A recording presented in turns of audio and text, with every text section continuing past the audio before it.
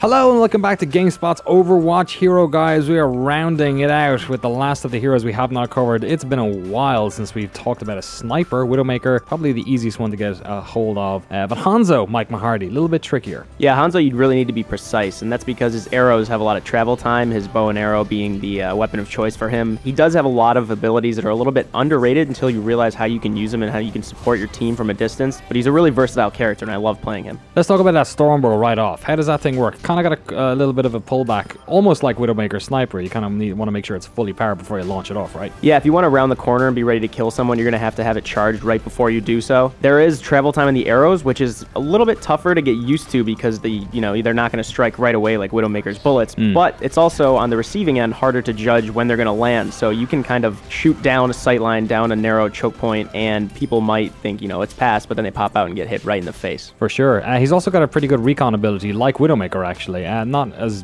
good of a wall hack as she has, but the Sonic Arrow, probably one of the most underrated abilities, you reckon? Definitely, because the teammates can see these people too, as they can with Widowmaker's ultimate, but this only shows teammates in this limited sphere, but it's really useful, especially for Hanzo, because you can see when someone's going to round a corner, so you can have the arrow already in the air before they pop out, and you can also see where people are, to use more powerful attacks if you're going to use his Dragon Strike ultimate, or if you're going to, if McCree is going to get used to get ready for Deadeye. It's a really good pairing for a lot of powerful attacks. I feel like it's one that when you first pick up Hanzo, you kind of forget to use a lot. Like you're like, oh god, yeah, that's cooldown a while ago. So make sure you're always keeping an eye on those cooldowns, folks. And then the other one, he's got Scatter Arrow. I find this one interesting, so you can probably help me with this. I'm not really ever sure when to use this because it hits a wall, it bursts out into loads of different things. I've used it before to like take down enemies at rounded corners who've got low health, but should I also just be like shooting this directly at bigger enemies? Yeah, if you shoot it directly at bigger enemies, it'll do more damage. Ideally, you want to shoot it in tight spaces where there's a few people, because if you get 2 or 3 people in a stairwell, even if they're tanks, you might not kill those tanks, but you're going to do a lot of damage to people, and there's less room for the arrows to ricochet into the sky. It's also a good last resort if someone's coming up on you, like a McCree or a Tracer. Shoot it right at their feet, and you can hit them with all 8 that it scatters into. It'll kill them immediately. Good stuff. Widowmaker, again, able to get onto like very high level, high ridges and whatnot, using her little hook there. Hanzo doesn't have that, but he is able to sort of mantle up walls. This is another one like Lucio's where I feel like people sort of underutilize it. When should you be using this? Can you use it to like flank people, or is it mostly to get into like high positions? You can use it to flank people, but yeah, it's ideal for getting into the those sniper perches that he's really good at and where he thrives above the rest of the team. They're also good for just getting to the objective. I mean, you don't have to turn around corners to go upstairs. You could just run up the side and then run up the next wall. You don't run it like Genji, but you can at least vault over them pretty fast. But it's also, yeah, it's good for finding those elevated positions where you can cover the rest of your team and maybe see where someone's going to come around and flank your frontline characters.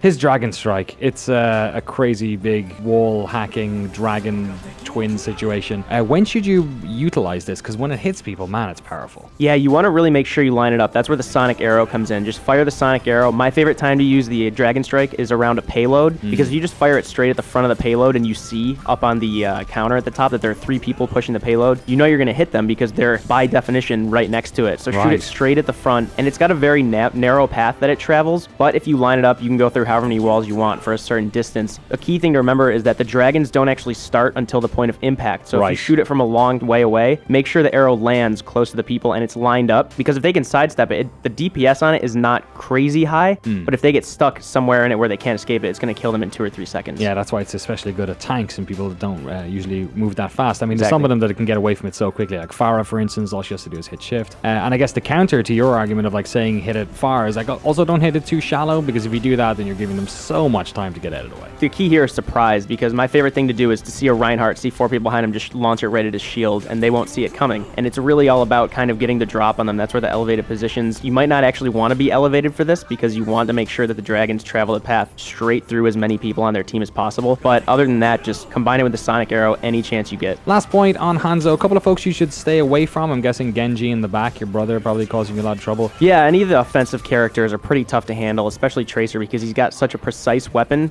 and that by definition is a little bit harder to hit with. I usually don't go one-on-one with Widowmaker because she almost always has the drop on him. She doesn't have that travel time with her bullets. She also can see much farther. He has a slight zoom, but it's not an actual scope. So I would avoid that. But other than that, if you can take out anybody at a range besides Widowmaker, I would say almost anybody. He's one of those very elusive counters to Bastion that we all talk about, but nobody ever really knows how. All you have to do is charge up your arrow, pop around a corner, hit Bastion about 3 times, and you'll take him out, and the rest of the team will love you, and they won't be pissed when Bastion gets the play of the game. Done and dusted. Thanks so much, Mike. And for more Overwatch hero guides, stay tuned to GameSpot.com.